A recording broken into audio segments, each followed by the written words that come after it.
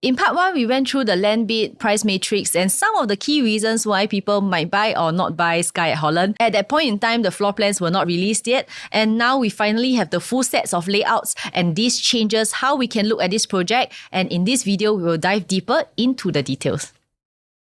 First, I'll start off with some project information, the key facts that you need to know about Skye at Holland, and then we'll move on to the site plan and unit mix just to have a feel of the overall layout and get a spread of unit types available. After that, I'll dive into the unit type analysis where I'll break it down and see what stands out and what to take note of. And we will also have some comparisons to One Holland Village Residences since they are the most direct benchmark and closest reference point to the buyers. Finally, I'll wrap up with a conclusion, my thoughts so far, and whether this project might be worth shortlisting depending on what you're looking for. Before we dive into today's analysis at Skye at Holland, just a quick reminder, if you enjoy a deep dive breakdowns like this, hit the like button and subscribe so that you don't miss any future updates. And for even faster updates of floor plans, early insights, and star buy alerts, you can actually join my Telegram channel by scanning the QR code on the screen. Skye at Holland will be the first out of the 5 launches lined up for the end of the year, and that already makes it interesting because it sets the tone of how the market would react to the rest of the launches. And for those of you who are planning to take a closer look, here are the dates. Our preview will start from 26th of September, which will run all the way to 7th of October, and the actual booking day would be on 11th of October. So if this is a project that you are eyeing, these are definitely the key dates to keep in mind. I'll be breezing through some of the basic information because I've already covered them in part 1. If you have missed it, I'll link it up over here for you. Skye at Holland is really a strong team with UOL, Singland, King Leong, and CapitaLand. If these names sound familiar to you, and that is likely because they have built some of the most notable projects recently, like Pine Tree Hill and Upper House at Orchard. Basically, you're looking at developers with a proven track record, so buyers can feel a little bit more confident knowing that this project is backed by some of the biggest and most experienced players in the market. So let's look at the project information for Skye at Holland. It's made up of 2 blocks of 40-story towers and a total of 666 units. And what is interesting here is that it is a 1-to-1 car park ratio, 666 car park lots for 666 units. So every household is covered. TOP is expected to be around 2029. Here we're looking at the location, and I think this is what really highlights why Skye at Holland is so attractive. It is sitting near to Holland Village MRT, which already gives you direct access to a lot of places in Singapore. You also got One Holland Village, which is actually a few steps away, with dining, retail, and lifestyle options all integrated in that area. And if you prefer something that's more local for food, Ghim Moh Market is actually just right around the corner. It is a well-known spot for daily food. On top of that, if you're somebody who likes to exercise for a weekend jog or walks, there is also the rail corridor nearby. And then immediately to the north, you are actually flanked by GCB estates, which means you get a quieter backdrop of low-rise landed housing, which is rare for a project in the core central region. So here you actually get the best of both worlds, right? Lifestyle conveniences at your doorstep and still that sense of greenery and exclusivity around you. If we zoom out a little, right, you will see how well connected Skye at Holland is. Just one stop away, you are actually reaching Buona Vista MRT, and that's where you have your Rochester Mall and Star Vista. They are both very popular hangout and dining areas as well. If you drive, it is roughly about 15 minutes to 20 minutes to the Orchard Road and CBD, which makes it practical for own stay and rental demand. On the left and the right, you are actually flanked by established and future million-dollar HDB clusters like Ghim Moh, Strathmore, and Dawson, and that creates a strong support system for upgraders who already know and love this area. Here's a quick look at the site plan. The project actually comes with 2 towers. They are tilted at the angle about 46 degrees from the north-south, so the units are spread out even across different facings. And that means less clustering of just one view and a good balance throughout the development. Another nice point is that the landscape deck, right, is already raised to level 3 above the road level. So from the lowest residential floor, you are starting from roughly about 20 meters above road level, which gives you a little bit more elevation and privacy right from the start, even for the lower floor units. Looking at the site plan, again, the two blocks at Skye at Holland, it is actually about 29 meters apart. It gives a very comfortable space in between, especially for a project in the central region. And what's even more important about this orientation is that out of the 18 stacks, 12 stacks are actually unblocked. That means that majority of the residents here will enjoy openness, privacy, and airflow. You actually have three facings. Here we have the GCB facing, and here would be the One Holland Village facing. And overall, the design makes very good use of the land, giving most buyers the benefit of clear views while still keeping the layout pretty efficient. When it comes to the site surroundings, a few things will stand out. First, Skye at Holland will actually TOP around the same time as Holland Vista, which is a BTO right next door. We are not directly facing them. The layout is actually angled in such a way that there is certain buffer and separation, so you won't feel like your view is actually blocked straight on by the HDBs.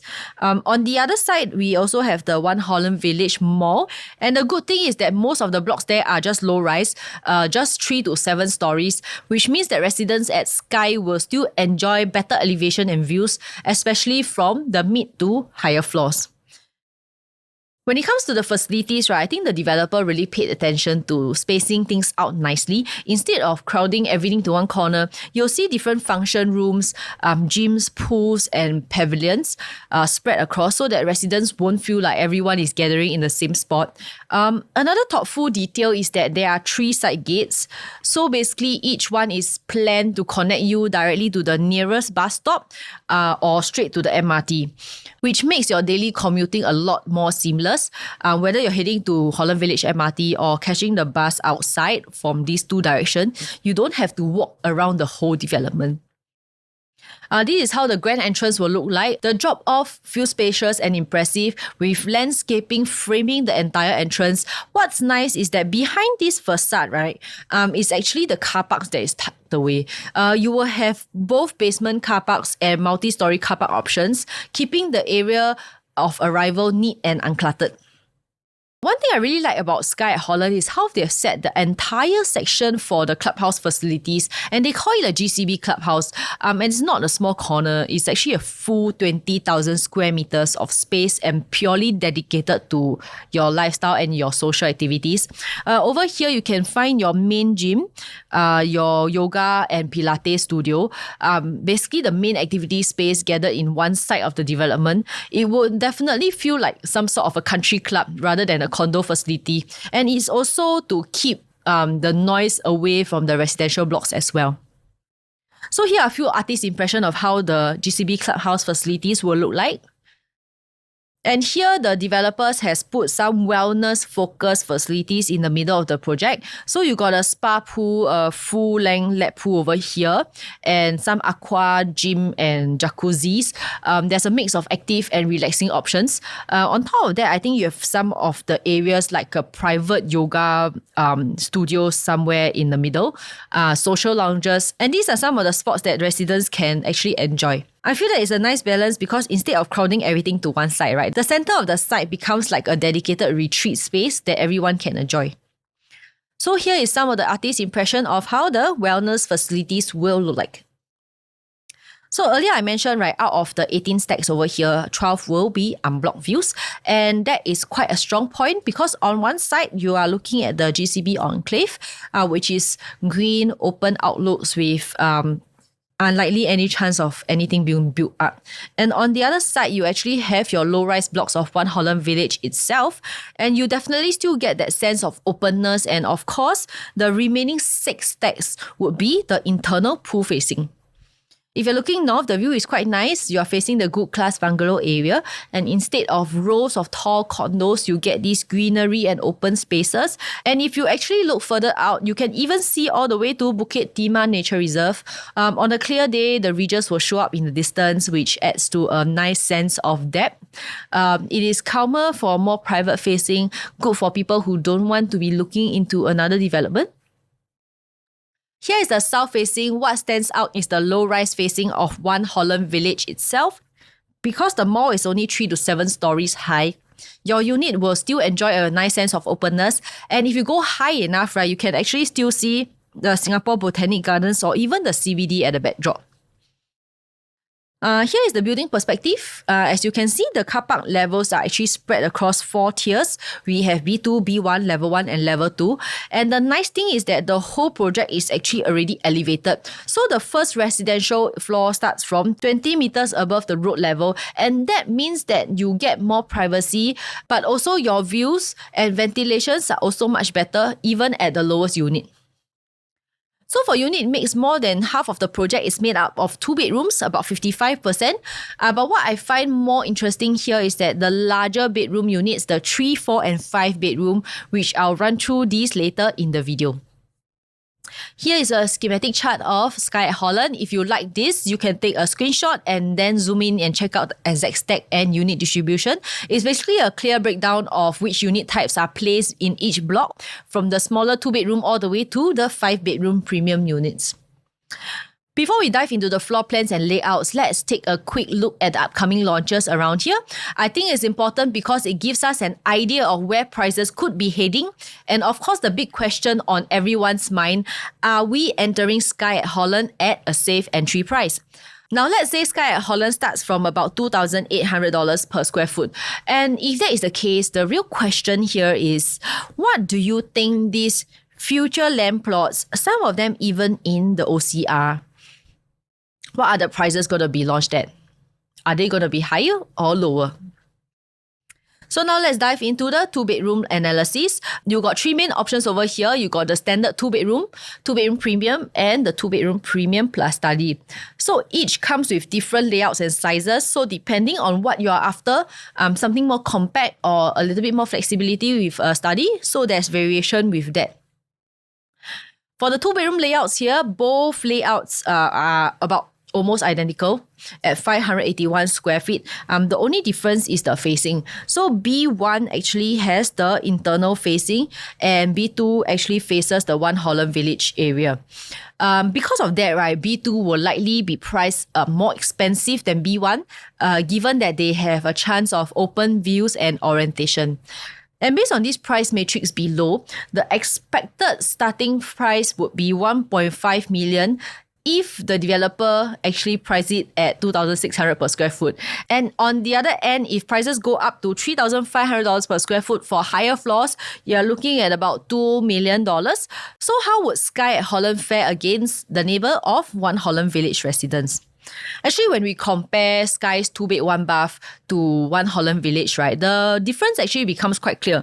One Holland Village Residences 2-bed 1-bath unit is at 689 square feet, but because it's a non-harmonized project, the sizes already include things like aircon ledges. And when we actually put the floor plan side by side, right, you can see that One Holland Village Residences layouts is a little bit more squeezy when they actually combine the living and dining area.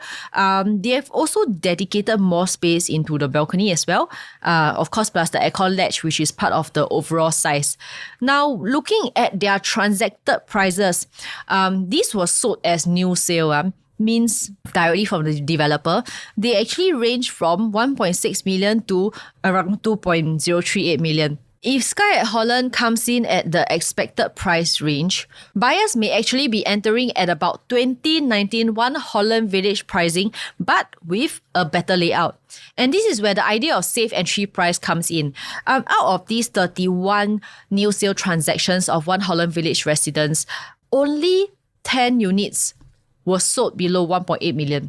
The majority of the buyers paid between 1.8 million and above all the way to 2 million, which effectively sets the benchmark in this area.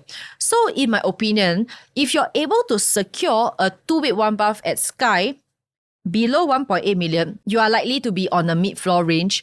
I feel that you'll be entering at a safer level because there is already very strong price support from One Holland Village past transactions at a higher quantum. On the rental side, taking One Holland Village median rental of $5,000 per month, and that is being conservative since Skye will be newer, right? The rental yield will range from 3 to 4%. And that is pretty decent range, especially for this location. And when you combine with the chance to buy below 1.8 million mark, it gives you both safe entry point and healthier rental return backed by real transaction data, which is just around the corner. And here's for the 2-bedroom premium units, you'll realize that there are 4 different layouts. The main difference lies in the kitchen and the dining spaces. BP3 and BP4, they actually do have enclosable kitchen and also a proper dining area, which some buyers would prefer for ventilation and practicality. For BP1 and BP2, they actually have an L-shaped open kitchen. And in terms of facing, you actually get a full range here. You do have the internal facing and you do get the Holland Village facing and also the landed facing. So depending on what view you value the most, right, there is quite a bit of choice.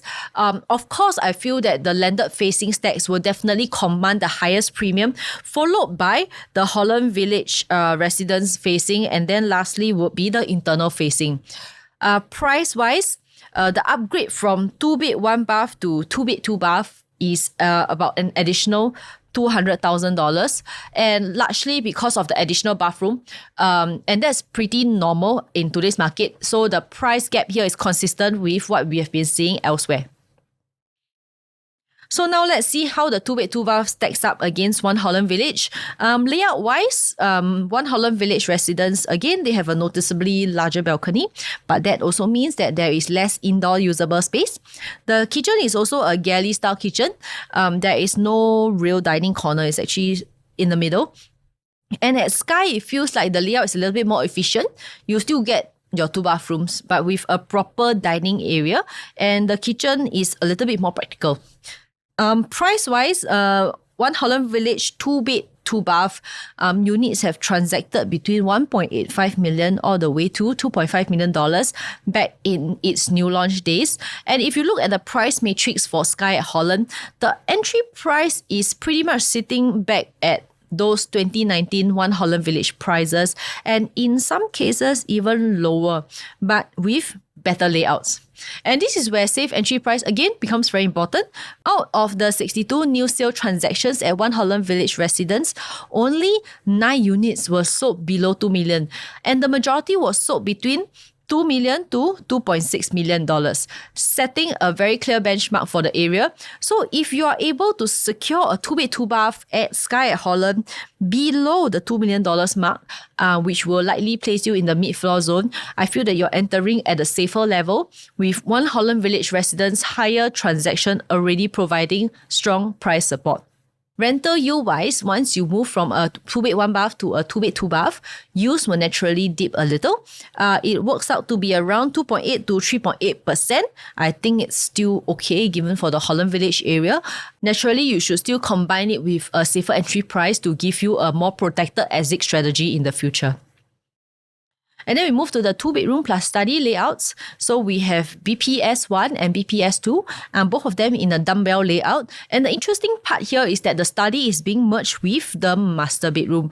And the developer has actually planned for the half divider to be created as the study corner. But we are still checking if the buyers can opt out of this divider, because if you choose not to have it or you can remove it on your own, the master bedroom becomes really spacious, and that works out to be around 15 square meters, which is quite a rare size for this category.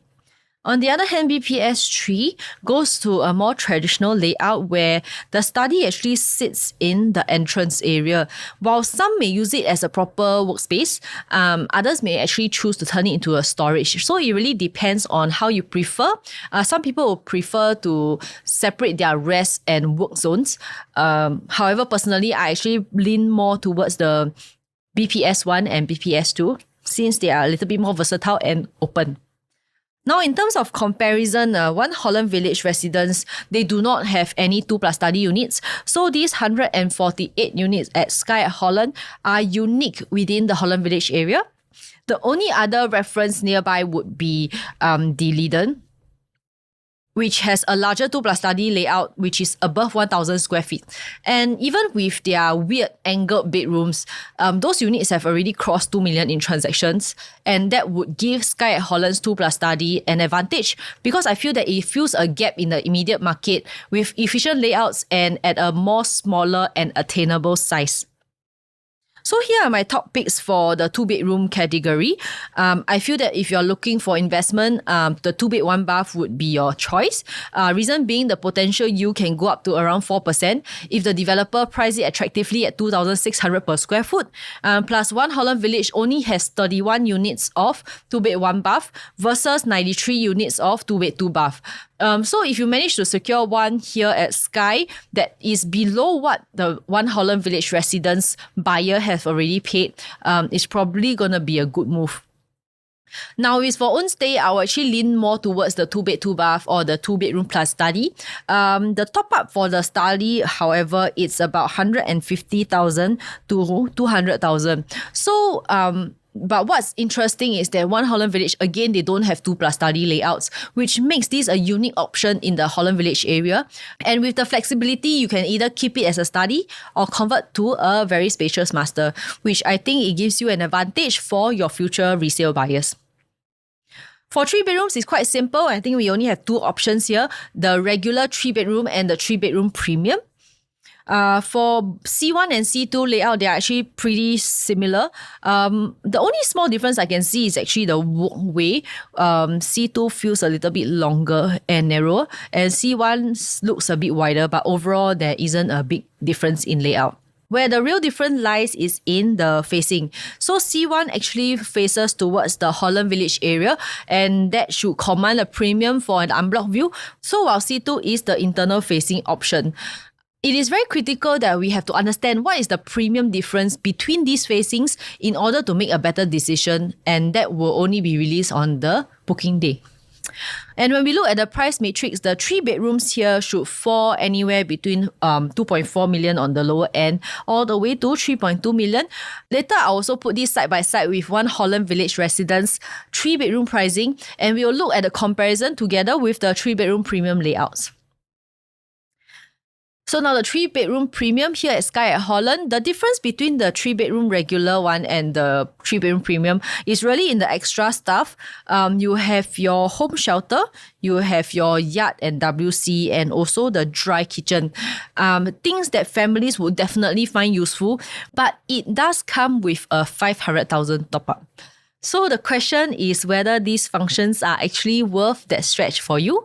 And between these 2 premium layouts, right, both are the same size at 1,076 square feet. CP2 has just a slightly longer dry kitchen as compared to CP1. But otherwise, the layouts are pretty much similar. Price-wise, we are looking at about 2.8 million to 3.8 million. And between these 2 layouts, again, like I mentioned earlier, CP2 will likely to be the one that carries a premium because it has the Holland Village facing, while CP1 is the internal facing. So now we actually line 3-bedroom against the One Holland Village Residence. Looking at the layout, right, the One Holland Village Residence unit, it does feel a little bit less efficient. The balcony actually stretches all the way to bedroom 3, which, to be honest, I don't really like. The master bedroom seems a little bit smaller, and the kitchen looks tighter as well. The unit size is also inclusive of the big aircon latch, and also in the One Holland Village Residence layout, there is also no dry kitchen. And on the numbers side, right, One Holland Village Residence new sale, they have transacted from 2.5 million all the way to 3.5 million. With Skye at Holland's 3-bedroom unit starting from about 2.4 million, it again looks like buyers are getting a chance to enter at One Holland Village Residences 2019 price. Of course, when it comes to, rental yields do drop more significantly at this size, but that is quite typical as we move up to the larger units.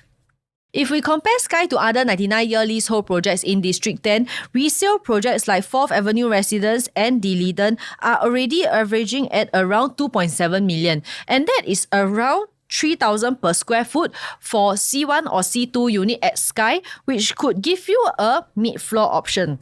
Now, if you compare new to new, upper house 3-bedroom premium averages at around 3.55 million. That's almost equivalent to a 3,300 per square foot here for a 3-bedroom premium here at Skye at Holland, which again could bring you to a lot higher floors. So to me, right, I feel that there is an opportunity here, especially with Skye being so close to the MRT and surrounded by plenty of amenities, including local fare at your doorstep. For 4-bedroom, we have two different types. We have the 4-bedroom and the 4-bedroom premium. Both of them comes with a private lift. This is the smaller 4-bedroom with private lift. Both layouts are exactly the same. What I like here is that all the common rooms can definitely fit a queen size bed of 9 square meters. In terms of facing, right, no matter which stack you go for, you will enjoy the unblocked views. So you either go for the landed home facing or you go for the One Holland Village facing. This is the 4-bedroom premium, and the layout is actually quite interesting. It is quite similar to what we have seen at Pine Tree Hill, with a landscape living and dining area which makes the space even more expansive. And you also realize that the kitchen comes with an island which gives you the flexibility to open up the space when you're not cooking, which is great for hosting, just to create a nice flow across the unit. On top of that, right, this layout actually includes a junior master as well as a larger walk-in wardrobe as compared to the regular 4-bedroom. And both of these features are an extra touch of practicality and luxury. And when we look at One Holland Village Residences 4-bedroom layout, the first thing that stands out is, of course, the excessive balcony size, which extends all the way to the junior master. And while these do create a sense of openness, it also means that a big portion of the overall square footage is spent on outdoor space rather than internal usable area. And you also get 2 separate aircon ledges, which again eats into the efficiency of space. Another point is that it doesn't come with a household shelter, but it does come with a small store over here. On the flip side, One Holland Village Residence does offer a very wide living and dining area, and when you combine it with the dry kitchen, quite similar to what we see in layouts like Clavon's 5-bedroom. So in short, One Holland Village Residence, which is 2,088 square feet by the way, provides openness and scale, but Skye at Holland's 4-bedroom premium makes a stronger case for efficiency. Things like a proper size bedroom, junior master, walk-in wardrobe, and even the household shelter, while still keeping the landscape living and dining layout. I think it's a very practical floor plan with nothing to complain about. And when we look at the One Holland Village Residences 4-bedroom transactions, the new sale price range from 6.4 million all the way to 7.1 million. To be fair, these units do have a larger size, around 2,088 square feet, like I mentioned just now, as compared to Skye's 4-bedroom premium of 1,464 square feet. However, that's the interesting part, right? Despite the size difference, Skye at Holland's 4-bedroom premium doesn't actually lose out in livability factors. You still get a proper junior master, a walk-in wardrobe, landscape living and dining setup, and the flexibility of the kitchen island being opened up for entertaining as well. So yes, One Holland Village is huge in size, but much of it goes to oversized balconies and less efficient space allocation. I feel that at Skye, right, with a smaller overall quantum paired with a well thought out layout, which means the buyer will get to enjoy the functionality of a big unit without having to stretch to a $6 to $7 million price tag. What is more interesting is when I went to check on 4-bedroom prices across District 10, right, the trends there tell quite a bit about how Skye at Holland might be positioned and whether there's an opportunity over here. When I look at District 10's 4-bedroom supply, specifically for projects that TOP after 2010 with a minimum of 300 units, I found that the past transactions are averaging around 5.87 million, and even the current resale listings are also averaging at 5.78 million. And that's why the 4-bedrooms at Skye at Holland looks quite interesting. Layout-wise, all the common bedrooms can fit a queen bed, plus you still get a private lift, wet and dry kitchen, home shelter, yard, And on top of that, you are near to MRT, malls and amenities. So if we assume an estimated price of 3,500 per square foot, which is definitely the higher range of pricing for the 4-bedroom premium, it works out to be around 5.1 million, which is actually below the average transacted and resale asking prices in the district right now. So in my opinion, right, Skye offers buyers a rare chance and opportunity to enter the 4-bedroom segment in District 10 with a lower budget of around 3.5 million while still getting a proper layout and prime location benefits. And lastly, we also have our 5-bedroom. We have this 5-bedroom premium layout, which is very, very luxurious at 1,765 square feet with a private lift, and definitely you get the landed facing. It already ticks the boxes for exclusivity and privacy. And what stands out right here is the sense of space. The balcony stretches 6 meters across, so when it connects with the living and dining in this landscape layout, it gives that very wide and airy feeling that families usually are looking for. And the kitchen setup is also quite flexible. You get an island in the middle again, in the dry kitchen that can be opened up when you're not cooking, which makes it perfect for hosting or just having extra prep space. So all the 5 bedrooms are well sized. They can definitely all fit a queen bed and a junior master with its own ensuite, which is ideal for multi-gen living or simply for someone who wants more privacy. The master suite itself is also well considered, with a larger walk-in wardrobe that feels more like something you would see in units that are above 2,000 square feet. And what I like about this layout is that it really doesn't waste any space. You still got practical, essential areas like your yard and WC, household shelter as well, and it doesn't compromise the comfort of the living zones or the bedrooms. It is a nice balance with the openness in the common areas and at the same time practical for day-to-day family living. And when I did a research on District 10's 5-bedroom units, I narrowed it down to, again, TOP after 2010 and also projects with minimum 300 units. I noticed something quite interesting again. The past transaction for the 5-bedroom units, which to be fair are definitely larger in size, averaging of close to 50 million right now. And in the resale market, there are available listings at 5.23 million, which is actually at Leedon. However, these are 5 bedrooms that are triplex layout units, so those might give scale, but they don't provide the same livability and practicality as a single floor layout. So now if we bring it back to Skye, this 5-bedroom premium has a single floor plate layout at 1,765 square feet. And let's say we estimate that to be about 3,000 per square foot. That works out to be about 5.3 million. That's around the same price as the asking of the resale in this area.